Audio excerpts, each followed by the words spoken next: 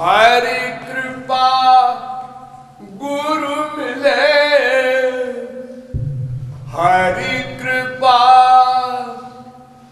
गुरु मिले, गोविंद राधे। हरि कृपा गुरु मिले, गोविंद राधे। गुरु कृपा हरि मिले, वेद बता दे।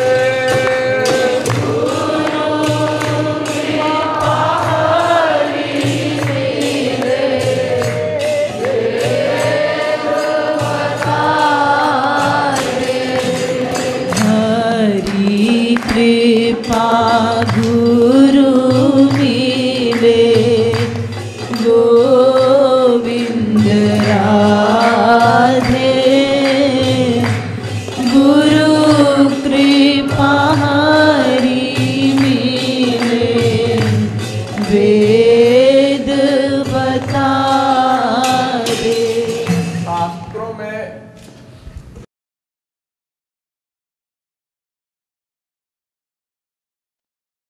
सर्वत्र विरोधाभास है, यानी दो तरह की बातें लिखी हैं। भगवान की कृपा से गुरु मिलता है और गुरु की कृपा से भगवान मिलता है।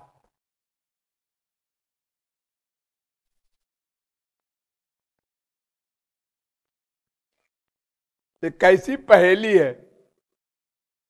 बिनु हरि कृपा मिलहि नहीं संता, सत्संगति संस्कृति कर अंता। तुलसीदास जी कहते हैं बिना भगवान की कृपा के संत नहीं मिला करते, ढूंढने से नहीं मिलते, क्योंकि हमारे पास जो बुद्धि है वो माइक है। हम माइक बुद्धि के पैमाने पर संत को कभी पहचान ही नहीं सकते। हमारी माइक बुद्धि में तो ये आता है, किसी की कोई गाली देता है तो क्रोध आता है पहले अंतःकरण में, तब किसी को कोई गाली देता है। और महापुरुषों के यहां करोड़ों मर्डर करता है महापुरुष, अब क्रोध नहीं है। तो ये बात हमारी बुद्धि में कैसे आएगा भला? हमारी बुद्धि इसको मान ही नहीं सकती। वो कहेगी इम्पॉसिबल, असंभव। उसने मर्डर किया और कहते हो गुस्सा नहीं आता उसको, ये कैसे हो सकता है? अरे देखो ना, अर्जुन ने कितने मर्डर किए, हनुमान जी ने कितने मर्डर किए, और उनसे बड़ा कौन सा संत और महापुरुष है जो ने सीना फाड़ के दिखा दिया सीताराम बैठे हैं हमारे अंदर, जिनके सोते समय भी रोम रोम राम राम कहता है।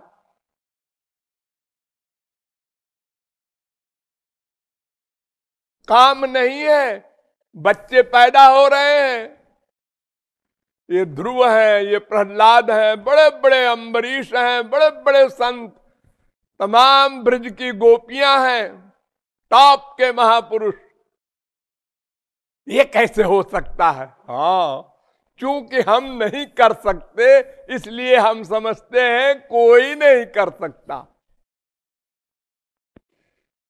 तो हम अपनी माइक बुद्धि से किसी संत को कभी नाप ही नहीं सकते। हमारा एक्सपीरियंस, हमारा आइडिया वहां नहीं जा सकता, क्योंकि हम माया के अंडर में हैं। हमारे कार्य माया से होते हैं और भगवान और महापुरुष के कार्य योग माया से होते हैं। श्री कृष्ण आत्मा राम है, आत्माराम और 16,108 तो ब्याह किया डिक्लेयर्ड, और अनंत गोपियां अलग हैं, और एक एक स्त्री के 10-10 बच्चे, और आत्माराम है, और सब बच्चे आवारा हो गए। भगवान के बच्चे आवारा हो गए? अरे ऐसा कैसे? आप कैसे क्या हो? देखो ना, सब आपस में लड़के मर गए प्रभास क्षेत्र में, और भगवान ने ही मरवाया जानबूझ के। ये तो हजारों महाभारत कर डालेंगे। लेकिन उनकी स्त्रियां तो महापुरुषों की दादी, और वो स्वयं भगवान तो उनकी संतान ऐसी कैसे पैदा हुई? लगा बुद्धि, लगा बुद्धि, पागल हो जाओ, नहीं समझ सकते। अरे भगवान को क्या, महापुरुष को क्या, तुम तो अपने माँ बाप बेटा बीबी को नहीं समझ सके, उनको क्या समझोगे? हाँ, एक पति स्त्री के साथ जिंदगी भर रहा, और पति कैरेक्टरलेस है, स्त्री कैरेक्टरलेस है, और दोनों नहीं जान सके दोनों को, तो तुम तो संसार ही नहीं जान सकते। तो तुम महापुरुष और भगवान को क्या जानोगे? वहां तुम्हारी गति है कहां? तुम्हारी बुद्धि 3 गुण की है, वो गुणातीत है।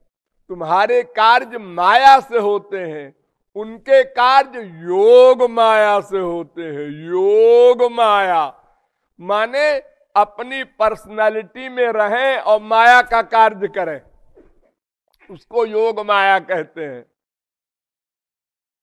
अपनी पर्सनालिटी में रहें और योग माया का कार्य करें, माया का कार्य करें। जैसे कमल के पत्ते पर जल रहता है, तो भगवान की कृपा से गुरु मिलता है, ये सही है कि गुरु की कृपा से भगवान मिलते हैं, ये सही है? क्या सही है? दोनों बात लिखी है।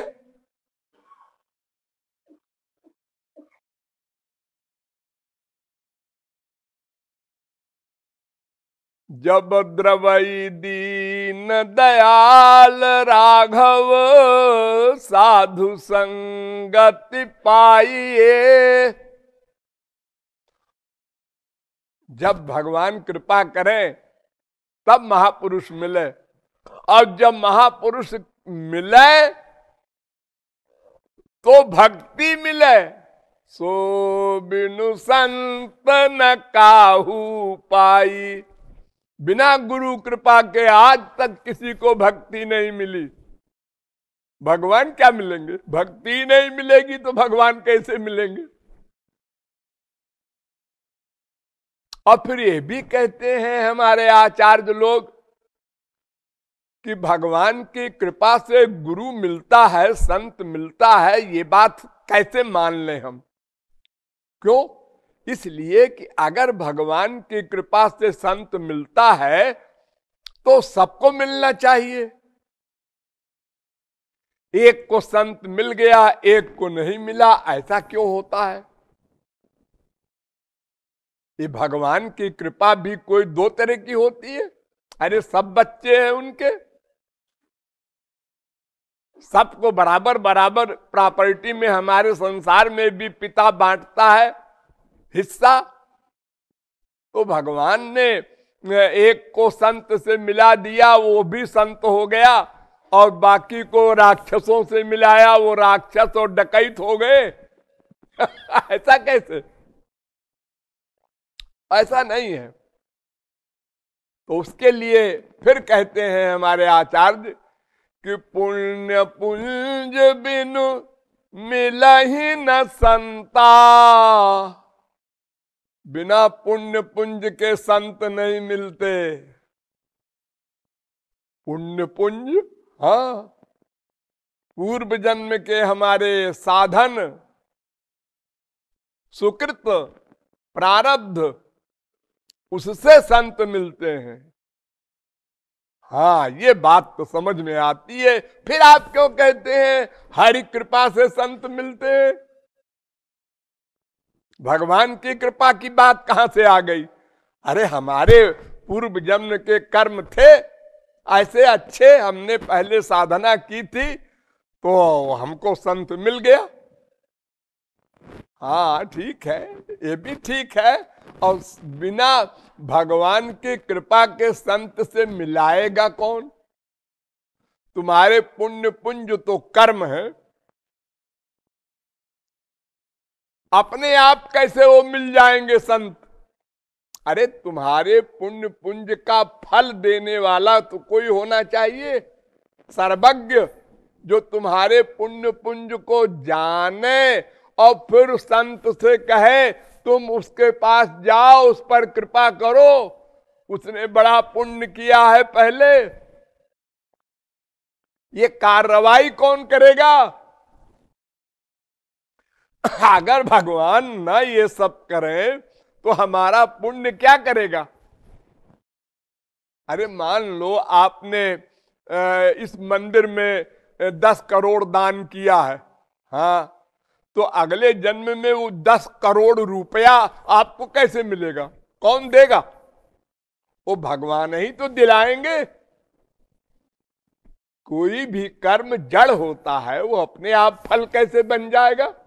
उस फल को देने वाला एक चाहिए, सर्वज्ञ, कर्म को जाने और फल दे। जीव तो जानता नहीं अपने पूर्व जन्म को, तो कर्म क्या जानेगा? तो भगवान जो हमारे पूर्व जन्म के कर्म को नोट करते हैं, प्लस फल बना करके ऐसा हिसाब बिठाते हैं कि तुम वहां जाओ, वहां तुमको वो संत मिलेगा, फिर वो तुम्हारे ऊपर कृपा करेगा, फिर तुम हमारी ओर आओगे। ये सब हिसाब बिठाते हैं भगवान, लेकिन वो उसी का बिठाते हैं जिसने पूर्व जन्म में साधना की है। इसलिए पुण्य पुंज भी कंपलसरी है और भगवत कृपा भी कंपलसरी है। समझना शास्त्रों को ये बुद्धि से परे है, ये संत समझा सकता है।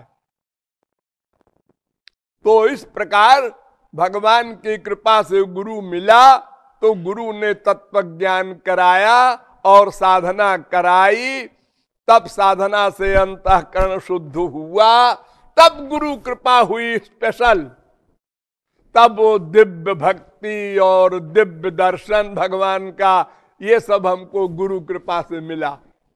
तो भगवत कृपा से के पहले हमारे पुण्य पुंज, उसका फल मिला भगवत कृपा से, तब गुरु मिला, तब तत्व ज्ञान हुआ, तब साधना की, तब अंतःकरण शुद्ध हुआ, तब फिर गुरु कृपा हुई, तब भगवत प्राप्ति हुई। ये लिंक है, ये क्रम है उसका। इसलिए हाँ बोलो।